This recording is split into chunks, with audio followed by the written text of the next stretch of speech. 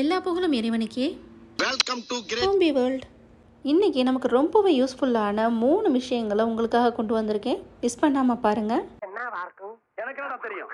இது வரைக்கும் நம்ம சேனல் சப்ஸ்கிரைப் பண்ணாதவங்க பண்ணிக்கோங்க. இப்போது வீடியோக்குள்ளே போகலாம்.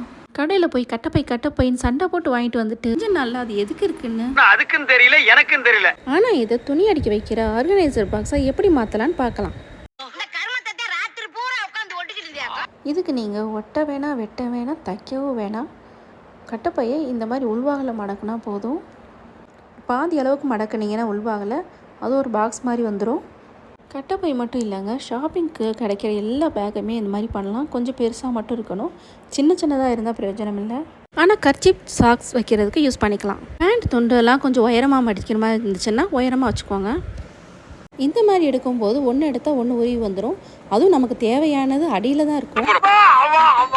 ஆனால் கட்டப்பையை எப்படி பாக்ஸ் பண்ணி வைக்கும்போது எந்த துணியுமே கலையாது, கொஞ்சம் இடமும் கிடைக்கும். அதில் நம்ம அடிக்கடி யூஸ் பண்ணக்கூடிய திங்ஸ்களை வச்சுக்கலாம்.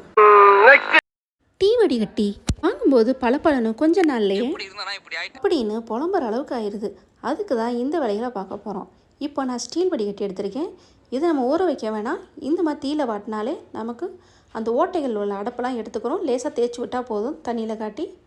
இது எப்படி சூப்பராக ஆயிடுச்சு பாருங்கள். அடுத்து பிளாஸ்டிக் வடிகட்டிகளை எப்படி சுத்தப்படுத்தலான்னு பார்க்கலாம்.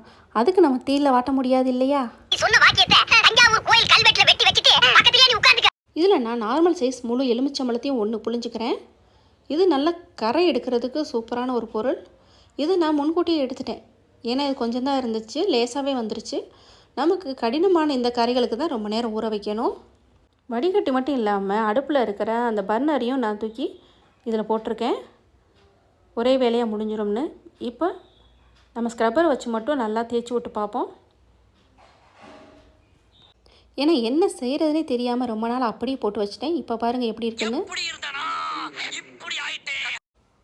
இப்போ இந்த பர்னரையும் சோப்புலாம் எதுவும் இல்லாமல் வெறும் ஸ்க்ரப்பரை வச்சு மட்டும் நல்லா அழுத்தி தேய்ச்சி கொடுக்குறேன். இதுவும் எப்படி இருக்குன்னு பாருங்கள். இது எல்லாத்தோட மொத்தமாக போட்டனால ஓரளவுக்கு தான் எனக்கு வந்த மாதிரி தோணுது. நீங்கள் புளித்தண்ணியில் ஊற வச்சிங்கன்னா இன்னும் சூப்பராக போயிடும். அதே ஒரு நாள் காட்டுறேன். வீட்டுக்கு தெரிஞ்சு பாதி தெரியாமல் பாதி வாங்கினக்கு பார்சல் கவர்கள்லாம் இருக்கா அவங்கள்ட்ட. அதை தூக்கி போடாமல் பேப்பர் கிண்ணமாக மாற்றலாம். அது எப்படின்னு பார்க்கலாம் வாங்க. இது கொஞ்சம் கெட்டியான பேப்பராக இருந்தால் ஒரே பேப்பர் போதும். இல்லாட்டி நீங்கள் எந்த பேப்பரில் வேணாலும் செய்யலாம். சாதாரண நோட் புக் பேப்பரில் கூட 2ஆக மடித்து பண்ணலாம், கெட்டியாக இருக்கும். இது ஸ்நாக்ஸ் வச்சு கொடுக்கறதுக்கு ரொம்பவே வசதியாக இருக்கும். இது எப்படி பண்ணுறேன்னு பாருங்கள். இதுக்கு சிசரை தவிர வேறு எதுவுமே தேவையில்லைங்க.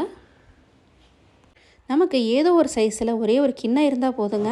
ஸ்நாக்ஸ் தட்டுகளை நம்மளே தயார் பண்ணலாம். வீடியோ பார்க்குற நல்ல உள்ளங்கள் சப்ஸ்கிரைபும் பண்ணிடுங்க. இப்போது நம்ம சேனலில் 2000க்கு மேலே சப்ஸ்கிரைபர் இருக்காங்கங்க. அதை செய்த அனைத்து உள்ளங்களுக்கும் ரொம்ப நன்றிங்க. இப்போ நமக்கு இந்த பேப்பர் தட்டு ரெடி ஆயிடுச்சு. இனி சில்வர் தட்டை அடிக்கடி எடுக்க மாட்டோம்னு நினைக்கிறேன். ஒன்று இந்த வீட்டில் அவன் இருக்கணும், இல்லை நான் இருக்கணும். நானே இருந்துக்கிறேன், அவர் வெளியே போக சொல். இது கிண்ணத்தில் மட்டும் இல்லைங்க, பெரிய சைஸ் கிண்ணமாக இருந்தாலும் சரி, தட்டாக இருந்தாலும் சரி, அதுலேயும் நீங்கள் அமைக்க இந்த மாதிரி அதனுடைய அச்சை எடுத்து இந்த மாதிரி தயார் பண்ணலாம்.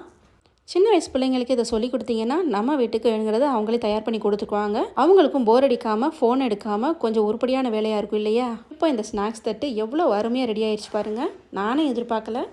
எல்லா புகழும் இறைவனுக்கே.